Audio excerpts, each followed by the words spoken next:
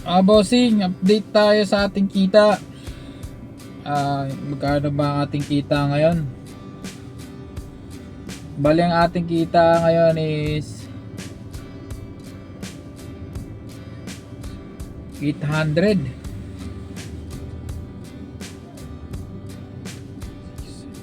800 plus. Nag-start tayo mga bossing ng 8 AM ng umaga. Nag-charge tayo sa depo ng 2 AM. Bali may bago na kasi silang patakaran ngayon sa sa depo 1 sa may Caloocan. Kailangan pag sundin ang charging hours ng sasakyan. Kaya ang ginawa ko kanina, nag-charge ako. Tapos yung bakanteng 4 hours tinulog ko. Tapos nag-start ako ng alas 8, 8. Tapos pahinga ngayon ng 12 to 1. Kaya yung labanan dito, kailangan marunong kang mag-adjust sa katawan mo kagad.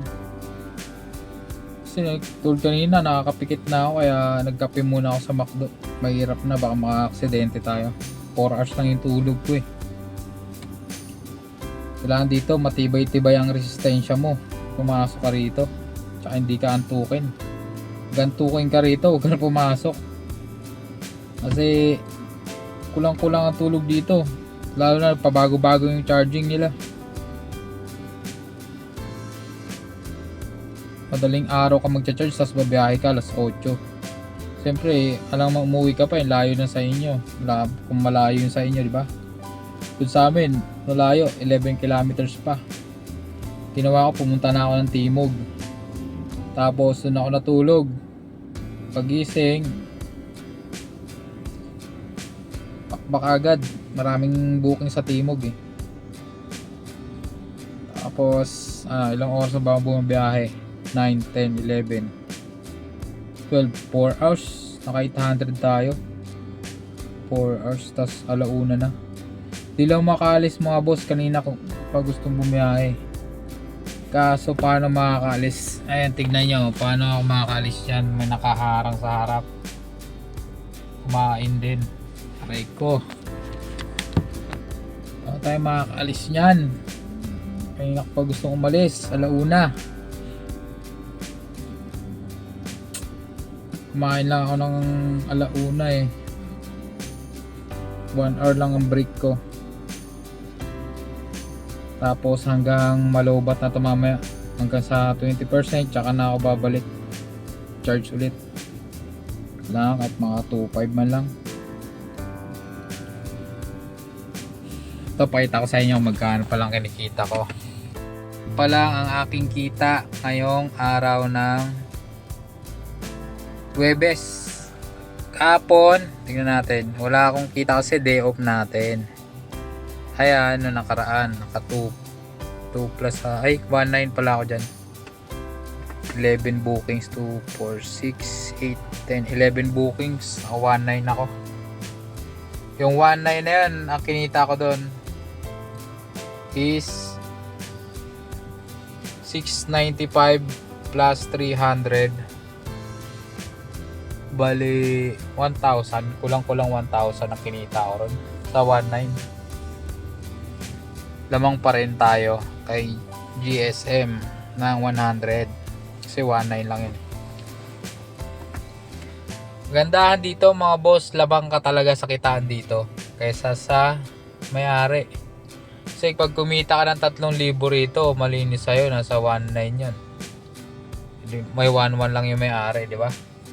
Kaya kailangan maka 3K, kaso ang hirap mag 3K ngayon. Lalo na pag mainit, mabilis malobat. Ang diskarte rito mga boss, kailangan madaling araw ka, magpupondo ka. Kung gusto mo talaga kumita ng malaki dito mga boss, kailangan magpondo ka ng alas 4, 4, 5, 6, 7, 8, kahit mga alas 8, ganun. Pondo ka ng mga oras na yan, tapos pahinga ka na. Balik ka ulit ng alas 4, rush hour, hanggang 12 yun. kikita ka na 3,000 ron. Pero pag tinuloy-tuloy mo yung mainit, mabilis malobat kasi yung aircon kailangan lakasan. Hindi gaanong tinted yung harap niya. Yung passenger lang sa likod yung tinted.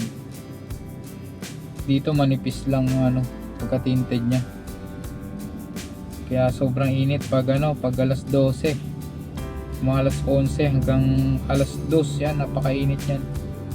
Kaya suggest ko alas 4 na ulit kayo lumabas. Kailangan makapunto ka madaling araw dito.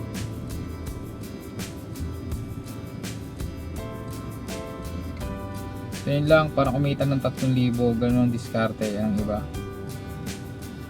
Kailangan pumunto ng madaling araw, tapos back ng hapon hanggang gabi na yun. Tapos charge ng madaling araw, tulog, tapos backpack ulit. Basta may pondo kayong mga alas 4 yan. Marami kasing passenger pag mga ganung oras. Sa mga gusto mag-apply, tuloy-tuloy pa rin ang hiring. Punta lang kayo kaya search nyo Green GSM page, merong link doon, may makikita kayong link. Doon kayo mag-apply sa pinaka page ng Green GSM.